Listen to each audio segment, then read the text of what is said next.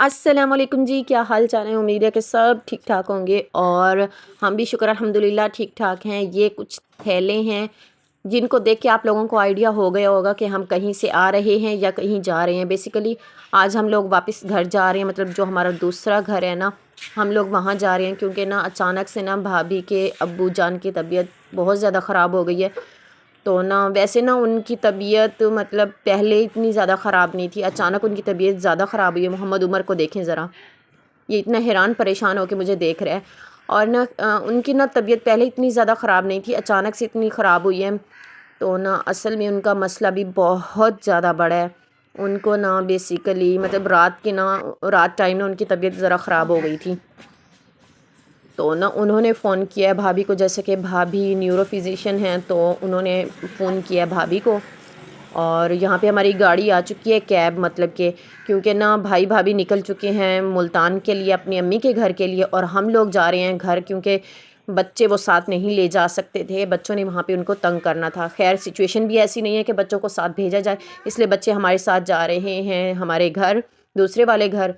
तो ना वहाँ पे मेरी सास अम्मी होंगी, मतलब बाकी सब होंगे, तो बच्चे बाजी हैं जो हमारी मतलब जो हेल्पर हैं वो भी होंगी, तो सब मिलके उनको ना संभाल लेंगे।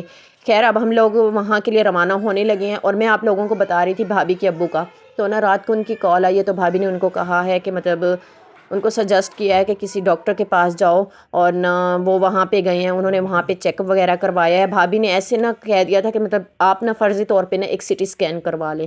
मतलब भाभी को कोई आइडिया नहीं था इस चीज़ का। तो ना वो सोच रही थी कि इनको शायद कोई फॉलिज का अटैक हो सकता है या ऐसा कुछ। तो ना इसलिए उन्होंने कह दिया कि आप ना स्कैन वगैरह करवा, वो सिटी स्कैन वगैरह करवा लें। यहाँ से मस्जिद का व्यू बहुत खूबसूरत आ रहा है।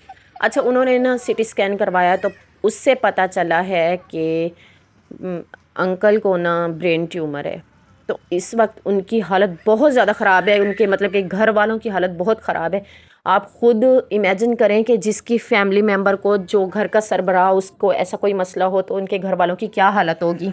तो ना भाभी रात से बहुत ज़्यादा परेशान थी। खैर अल्लाह पाक उनके अब्बू जान को सेहत और तंदुरुस्ती वाली लंबी उम्र दें, और उनके सर पे हमेशा उनके अब्बू जी का, अम्मी जी का साया सलामत रखें। क्योंकि मुझे पता है कि बाप के गुजर जाने के बाद ज़िंदगी कितनी मुश्किल गुजरती है। मेरे अब्बू जान की डेथ को तकरीबन 8 साल हो चुके हैं, और मैं आप लोगों को एक्सप्लेन नहीं कर सकती, 8 साल होने वाले हैं कि मैंने ये टाइम कितनी मुश्किल से गुज़ारा है। अब तक मैं बहुत मुश्किल से गुज़ार रही हूँ। एक-एक कदम पे बाप की जो कमी होती है वो महसूस होती है। अल्लाह पाक हर किसी के माँ-बाप को सेहत और तंदुरुस्ती वाली लंबी उम्र दें। जो मुझे देख रहे हैं, सुन रहे हैं, अल्लाह पाक सबके मतलब के माँ-बाप को सेहत और तंदुरुस्ती वाली लंबी उम्र दें। जो नहीं भी सुन रहे, उनके माँ-बाप को भी अल्लाह पाक लंबी उम्र दें। और ख़ैर यहाँ का जो सीन है ना, बहुत खूबसूरत है। यहाँ पे बैठी हूँ मैं, और मैं आपको लोगों को बता नहीं सकती कि गाँव का जो सीन होता है ना, कितना ज़्यादा अमेजिंग होता है। यहाँ की जो खामोशी, यहाँ का सुकून, यहाँ की जो अच्छी-अच्छी वाइब्स होती हैं ना, वो ना मैं आप लोगों को एक्सप्लेन कर सकती हूँ, ना ही मैं कैमरा में कैप्चर कर सकती हूँ। हर साइड पे ग्रीनरी ही ग्रीनरी। और ये आप जो फसल सामने देख रही हैं, ये आलू की फसल है। और ना इतना सुकून होता है, मैं तो यकीन जाने नेचर लवर हूँ, मेरा तो दिल करता है कि मैं बाहर गाड़ी से बाहर निकलूँ और यहीं पे बैठ जाऊँ। ये सामने मुझे समझ नहीं आई, ये ना छोटे-छोटे जो पौधे लगे हुए थे, मुझे लगता है ठंड से बचाने के लिए ना उनके ऊपर इन्होंने ना बोरियाँ चढ़ा रखी थी। और साथ ही यहाँ पे ये था खजूर और आम का बाग, जो कि इंतहाई खूबसूरत लग रहा था। मैं आपको बता रही हूँ ना कि मैं आप लोगों को ना ही एक्सप्लेन कर सकती हूँ और ना ही ये खूबसूरती कैप्चर कर सकती हूँ। यहाँ पे है जी माल्टों का बाग, जिसमें आम के दरख्त भी हैं। और आजकल वैसे ही सीज़न चल रहा है ना माल्टों का, तो हर साइड पे जहाँ भी देखो माल्टे हैं या बहार ही बहार है। सामने ये जो 4-5 ये जो पहाड़ से बने हुए हैं, इनकी मुझे समझ नहीं आई कि ये क्या चीज़ है, लेकिन जो भी है काफ़ी दूर से ना काफ़ी मतलब अच्छे लग रहे थे। तो ना हम लोग अब ना तकरीबन आधा सफ़र तय कर चुके हैं, और अब दोबारा से ये आलू की फ़सल आ गई है। वो सामने आप लोगों को बहार नज़र आ रही होगी, जो कि काफ़ी दूर है। मैंने मोबाइल से ज़ूम किया है, लेकिन ना रिज़ल्ट जो है ना वो इतना ख़ास नहीं आ रहा, बहुत अजीब सा रिज़ल्ट आ रहा है।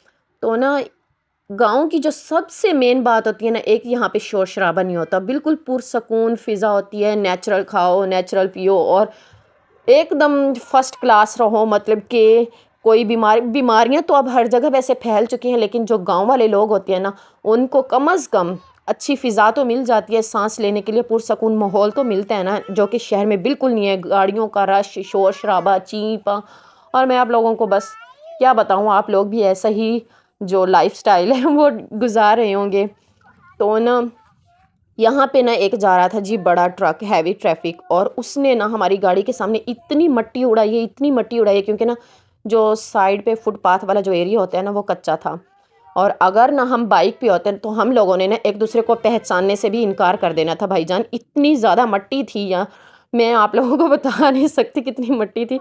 और ना ये जो बड़ी हैवी ट्रैफिक होती है ना वो रोड को अपना ही समझ लेती हैं। खैर हम यहाँ से गुजरने लगे थे बड़ी सारी नहर के ऊपर से, जिसको देख के मुझे काफ़ी ज़्यादा डर लग रहा था। और कहते हैं यहाँ पे जब नहर के ऊपर से या बहुत ज़्यादा वसी पानी के ऊपर से गुजरने लगो तो इस्तग़फ़ार करो और सूरह इखलास पढ़ो, क्योंकि पानी के जितने भी कतरों पे आप लोगों की नज़र पड़ेगी, आप लोगों को हर एक कतरे के बदले में सवाब मिलेगा।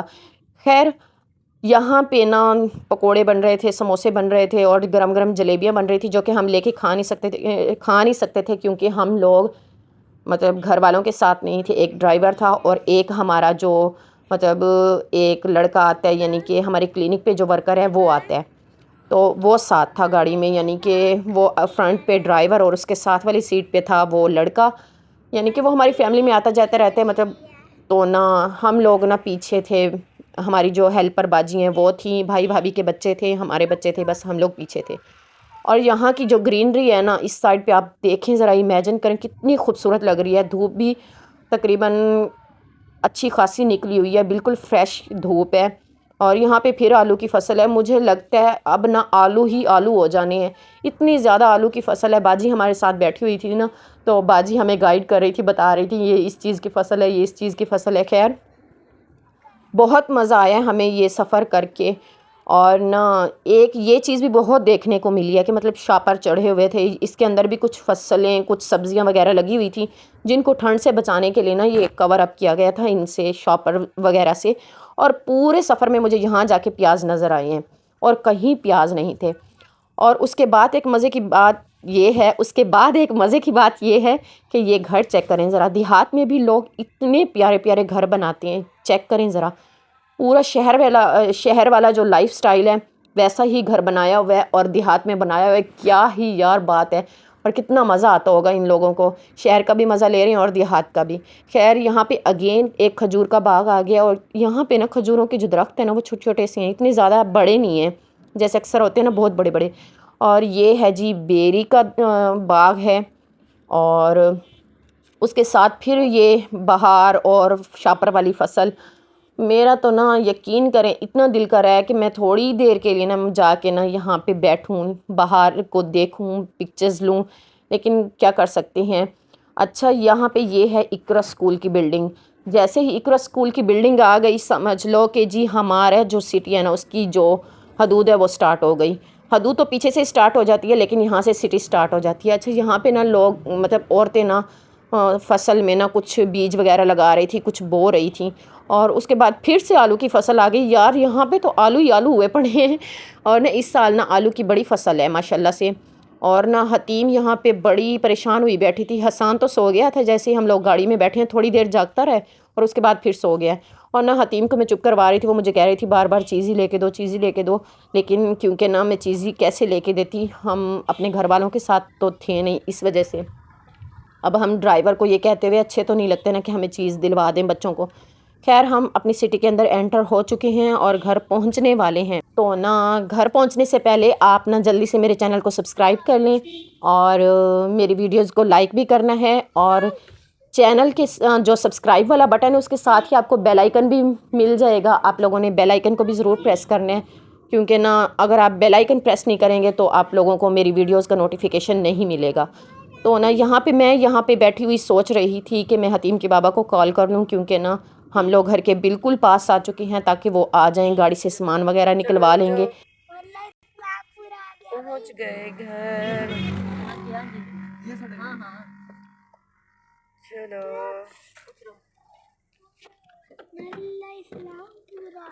मोहम्मद हसन उठ जाओ, चलें।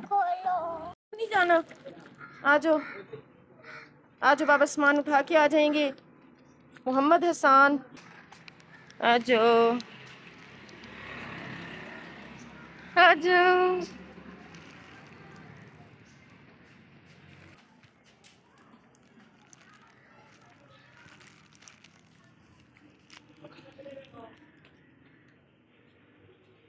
चलो। हाँ जी, काफ़ी देर के बाद मोहम्मद हसन को और हतीम फातिमा को याद आ गया था कि इनके टॉयज़ भी ये रात को लेके आए थे इम्तियाज़ स्टोर से। तो इन्होंने कहा है कि मम्मा हमें भाई हमारे खिलौने उठा के दें।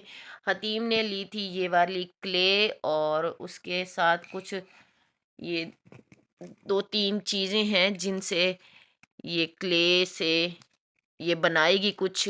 एक तो बटरफ्लाई है, फ्लावर है, ट्री है और पता नहीं क्या क्या है, ये पता नहीं क्या चीज़ है। तो ना ये कुछ सांचे हैं, मतलब कि इनमें डाल के क्ले और ये वैसी चीज़ें बनाएगी।